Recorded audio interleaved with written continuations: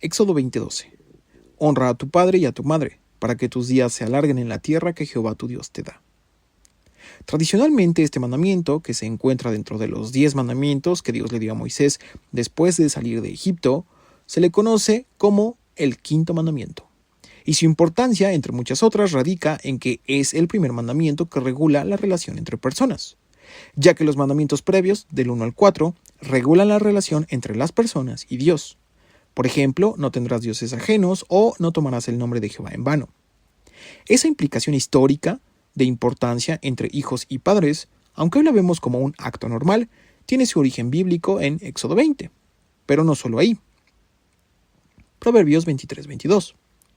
Oye a tu padre, a aquel que te engendró, y cuando tu madre envejeciere, no la menosprecies. El honor que merecen los padres tiene un papel importante dentro de todo el texto bíblico, incluso posterior a Jesús. El apóstol Pablo refuerza la misma intención. Primera de Timoteo 5:4. Pero si alguna viuda tiene hijos o nietos, aprendan estos primero a ser piadosos para con su propia familia y a recompensar a sus padres, porque esto es lo bueno y agradable delante de Dios. Tomando en cuenta la rigidez de los judíos en tiempos de Jesús para cumplir su ley mosaica, el respeto y honor a los padres debía ser una pieza fundamental en su cultura, en la que honrar no solo es una muestra de respeto verbal o actitud, incluía a lo largo de la vida de los hijos hacerse cargo de sus padres cuando ellos fueran viejos. Y aunque pareciera imposible, los líderes religiosos en su avaricia habían conseguido la forma de manipular la ley para evitar ayudar económicamente a sus padres, lo que fácilmente podría considerarse un acto vil. Pues asumiendo que el quinto mandamiento relaciona la honra a los padres y la largura de vida en la tierra, ¿quién querría evitar ayudar a sus padres y reducir así su vida? Pues, la manera de saltarse o evitar cumplir esa responsabilidad, que ya establecimos era parte de los 10 mandamientos originales y considerados las piezas fundamentales de toda la ley mosaica, era ocultándola debajo de otra ley. Y esto era a través de un término religioso llamado corbán. La palabra corbán deriva de la raíz aproximar y significa lo que se trae cerca, ofrenda o regalo dedicado a Dios. Esta palabra aparece en el Antiguo Testamento para referirse a cualquier sacrificio o donativo consagrado a Dios. Levítico 27:9. Y si fuera animal de los que se ofrece ofrenda a Jehová, todo lo que de los tales se diere a Jehová será santo. En este ejemplo, cuando el texto dice ofrece ofrenda a Jehová, corbán aparece en la palabra ofrenda. Por supuesto, en el contexto de la ley de Moisés, muchos años antes de Jesús. Para cuando llegaron los tiempos de Jesús, el sentido de la palabra corbán había evolucionado y ahora era algo como el tesoro del templo, es decir, el conjunto de bienes consagrados y custodiados por sacerdotes y levitas. La manera para evadir esa responsabilidad de ayudar a los padres consistía en que si un hijo tenía riqueza y no quería cumplir con el mandamiento de proveer a sus padres, entonces aquello que tenía lo anunciaba o consagraba como corbán. De esa manera pasaba a ser, en teoría, parte de una gran ofrenda a Jehová. El asunto es que, por supuesto, los recursos no los entregaba al templo. No había una revisión para confirmar que lo supuestamente apartado para Dios fuera entregado. Pero en el proceso lo que efectivamente ocurría era que a los padres de esa persona les era negada la ayuda de su propio hijo, justificando que no tenía recursos porque lo que tenía lo había ofrecido como una ofrenda a Dios. Y como la ofrenda era para Dios, por jerarquía, era válido decir que Dios tenía mayor importancia que sus propios padres.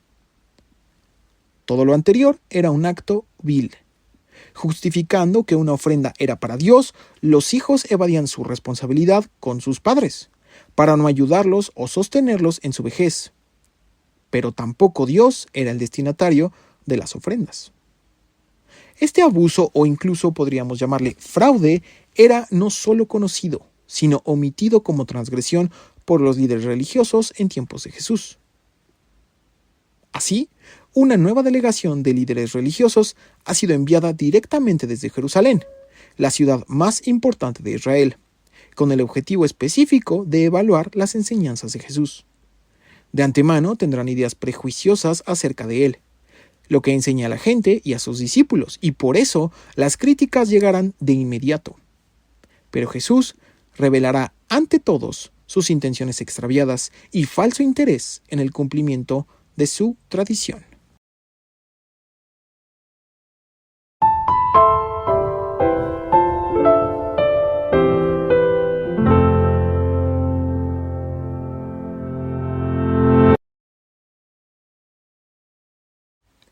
Marcos 7:1. Se juntaron a Jesús los fariseos y algunos de los escribas, que habían venido de Jerusalén, los cuales, viendo a algunos de los discípulos de Jesús comer pan con manos inmundas, esto es, no lavadas, los condenaban. Porque los fariseos y todos los judíos, aferrándose a la tradición de los ancianos, si muchas veces no se lavan las manos, no comen. Y volviendo de la plaza, si no se lavan, no comen. Y otras muchas cosas hay que tomaron para guardar, como los lavamientos de los vasos de beber, y de los jarros, y de los utensilios de metal, y de los lechos. Una idea importante es que en tiempos de Jesús no existía la noción de microbios o higiene asociados a la limpieza de las manos o los utensilios para comer que nosotros tenemos. El fundamento que tomaban las autoridades religiosas radicaba en una costumbre, no una ley. Por ejemplo, en la ley mosaica existen múltiples momentos en los que tocar algo considerado no limpio convertía a esa persona en inmunda, es decir, ritualmente no limpia, y tenía que pasar por un proceso de purificación. En el caso de los fariseos, esto era llevado al siguiente nivel. Por ejemplo, al ir al mercado, como está escrito la plaza, era posible encontrar gente de cualquier origen, así que tener contacto, aunque fuera involuntario, con un gentil implicaría en su creencia la necesidad del proceso de lavamiento. Para poner en perspectiva la situación, es importante hablar de lo que llamaban la ley oral, que era básicamente una recolección de tradiciones que, en teoría, habrían surgido inicialmente de la ley misma. El comentarista Morgan lo expresó así. Ellos, los judíos, habían recolectado un gran número de tradiciones que en primer lugar debieron ser interpretaciones de la ley y aplicaciones de la ley para las circunstancias locales.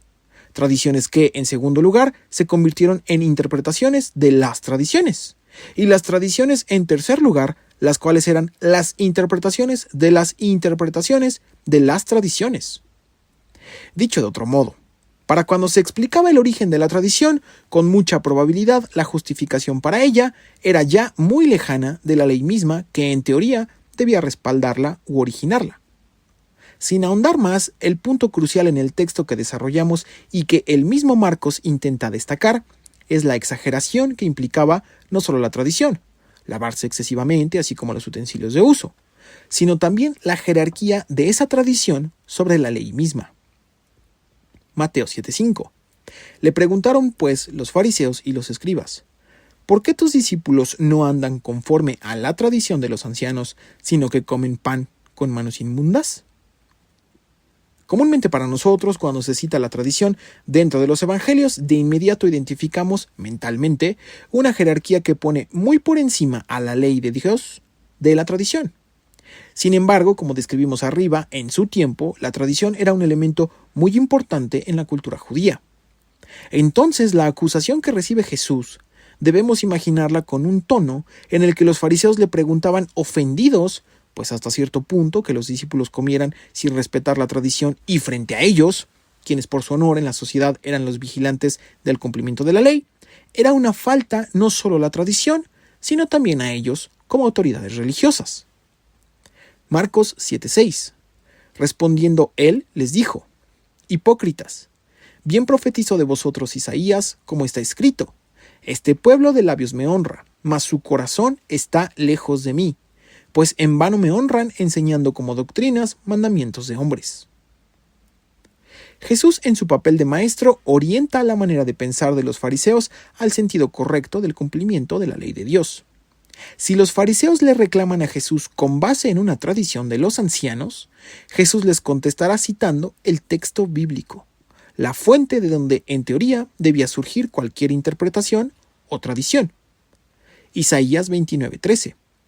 Dice pues el Señor: porque este pueblo se acerca a mí con su boca, y con sus labios me honra, pero su corazón está lejos de mí, y su temor de mí no es más que un mandamiento de hombres que les ha sido enseñado. El texto que Jesús les cita es uno realmente grave. Él no solo implica, sino explícitamente les llama a los fariseos hipócritas. Y aparte, les dice que su relación con Dios es prácticamente nula. Sus tradiciones y acciones son vacías, porque lo que está dentro de su corazón está lejos de Jehová. Como la acusación de los fariseos tenía evidencias, que sus discípulos no se lavaban las manos, Jesús también les dará evidencia de su hipocresía. Marcos 8:8.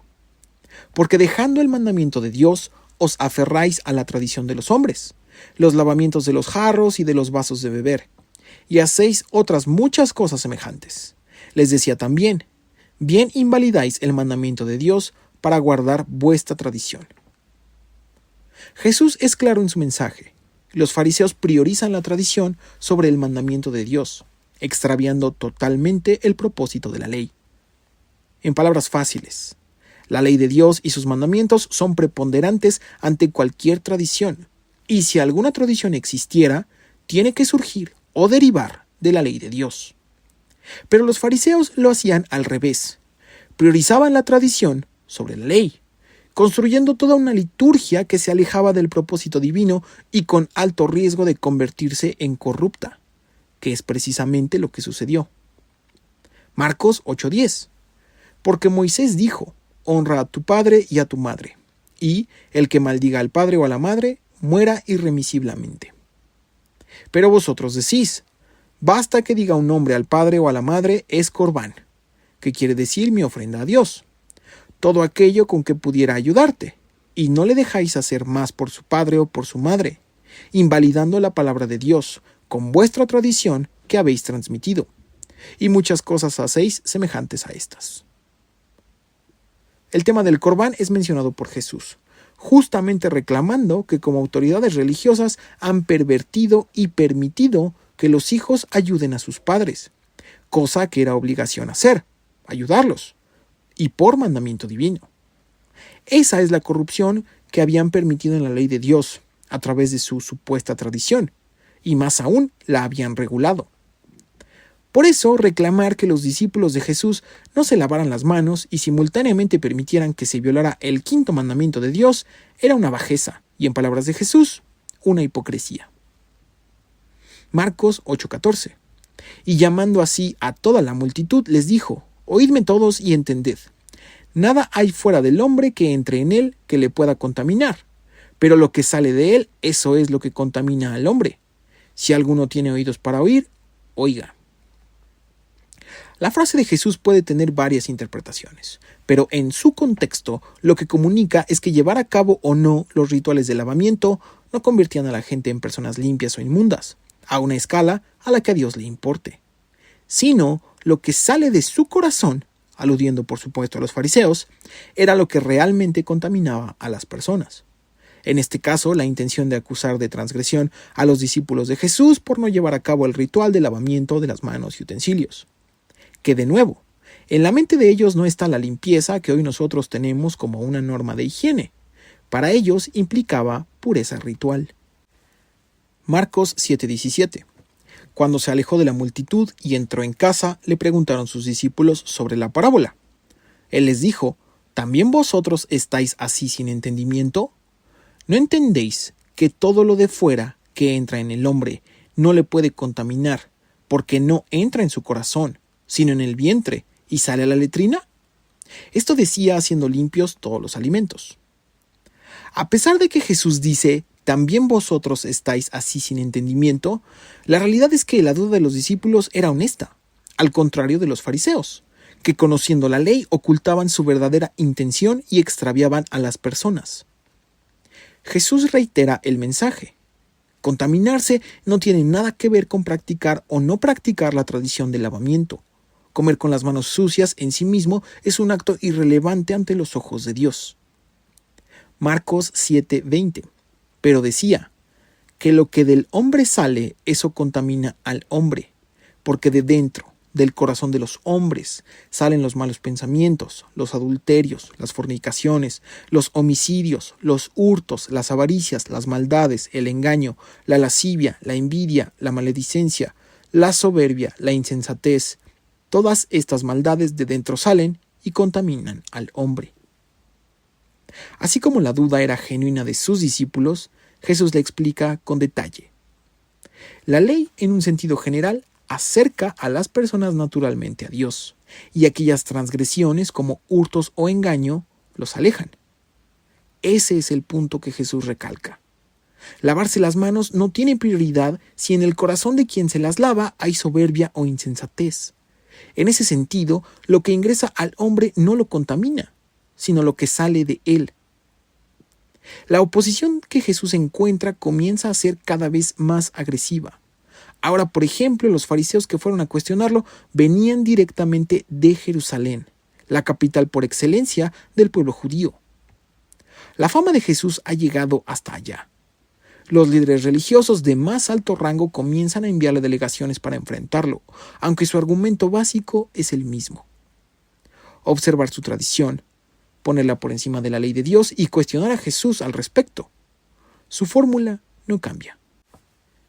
Y Jesús, sin ánimo confrontativo, contesta una y otra vez que el cumplimiento necesario no es el de la tradición, que al paso del tiempo se degrada hasta poner de lado a la ley misma que por definición debía acercar a las personas a Dios. Entonces, seguir una tradición que al paso del tiempo se bifurca del mandamiento de Dios provoca distorsión y corrupción, como en este caso podríamos decir que la tradición del Corbán, alejando el propósito de la ley, ofrecía una puerta casi abierta para que los hijos evitaran su obligación de honrar a sus padres. El contraste de los líderes religiosos cuestionando a Jesús su incumplimiento de las tradiciones e intentando forzar a que las lleve a cabo es un acto que sencillamente no va a ocurrir. Y no por rebeldía de Jesús, sino porque al fijarlas por encima de la ley de Dios y faltando a sus mandamientos es un acto sin sentido, y más bien hipócrita.